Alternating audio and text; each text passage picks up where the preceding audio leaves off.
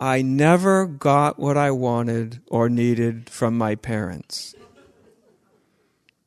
Believe it or not, it's optional about whether you feel okay or not okay with that. And it ain't your parents' fault, because it's a choice that's being made every single moment that it occurs to you. I didn't get what I wanted. And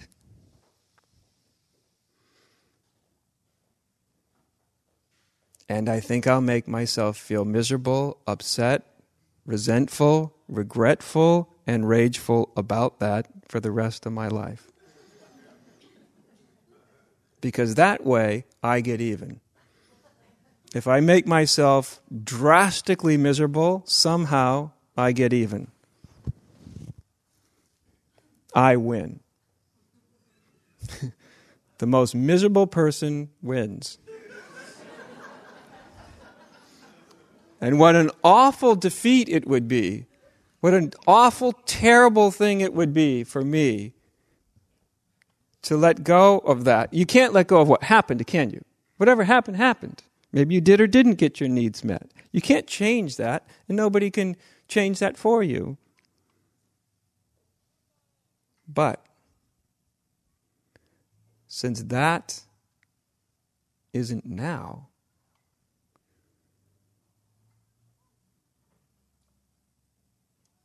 since that isn't happening now, that's the key to freedom. Does that make sense? Just imagine that your or my happiness, our ultimate happiness, our sense of well-being, or even liberation, depended upon anybody. I can't be happy because my mom didn't love me. Okay, well then, you're screwed.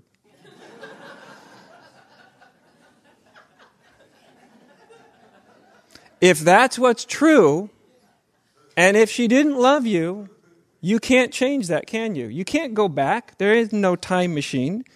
If that's true, and if that is the reason for your unhappiness for the rest of your life, then you're done for. Because you can't change it. If that's what someone really, actually, in their deepest, deepest place believes, well then, you're in a total fatal position, aren't you? Absolutely fatal. Nothing can save you. You might as well not go to a therapist, go to a self-help thing. You might as well not come here. You might as well not do anything, if that's actually true. You see, if the cause of our misery lies only in something other than this moment, and since we can't change anything about any other moment that has ever happened, if that's the cause of our misery, ultimately, and since we can't change that, it means we can't change the cause of our misery. It means forget it. There's nothing you can do then. Does that make sense? So many human beings, actually, they really believe that. I would get Gardner to say the vast majority of human beings believe what I just said. Inside, they may not believe it in their conscious mind, but they darn well believe it inside. At the same time, they're going about trying to make themselves more happy.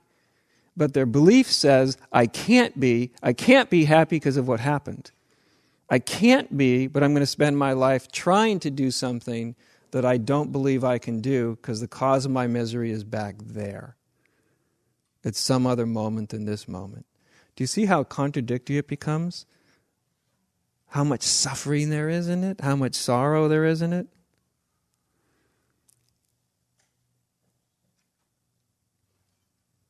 Now, of course, many people, I'm sure many people in this room, have had awful things happen to them in their life. Hurtful, terrible, destructive, very, very painful things happen in their lives. That seems to be the norm, not the exception. The exception is if you get through the first 20 years or so without having that. And nobody with any intelligence can say that, awful things don't happen to people. Awful things do happen to people. And so I'm not saying that awful things didn't happen to, I'm sure, many people in this room. Things that generated a tremendous amount of sorrow. Because that's true. That's what happens in life. As I say, that's probably more the norm.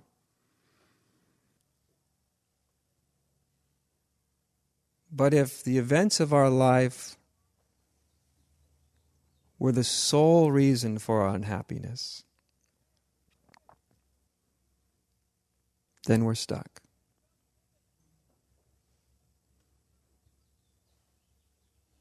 Because we can't change anything that's ever happened, good or bad.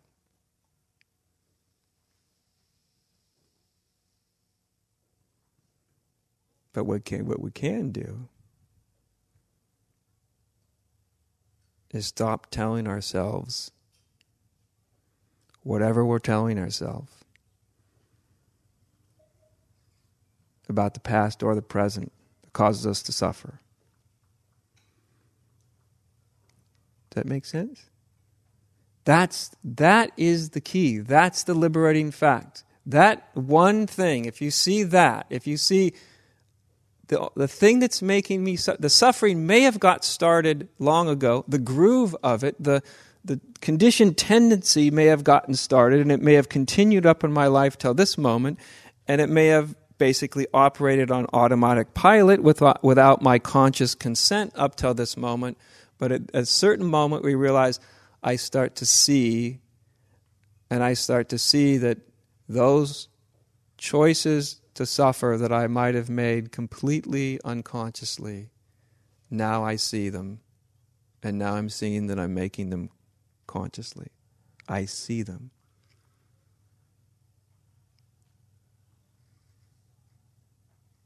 I see them.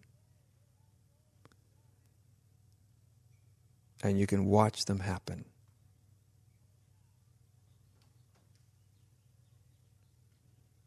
And the liberating thing is when you begin to watch them happen without judging yourself for doing them, you start to realize, my God, the keys to my own well-being are actually in my pocket.